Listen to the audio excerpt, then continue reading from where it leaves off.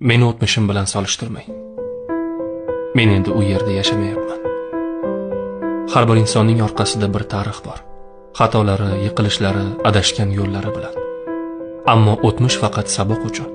Uni hadeb yuzga solish odamni ortga tortishdan boshqa narsa emas. Inson o'zini o'zgartirishi mumkin.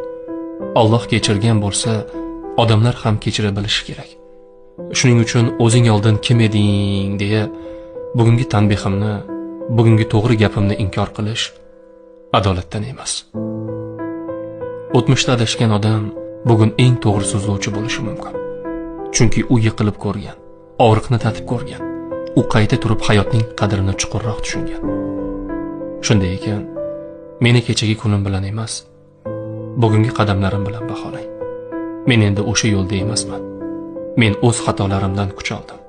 Yangidan boshladim. Va bugun aytayotgan har bir so'zim kechagi xatolardan emas, bugungi to'g'ri qadamlardan tug'ilgan haqiqatdir.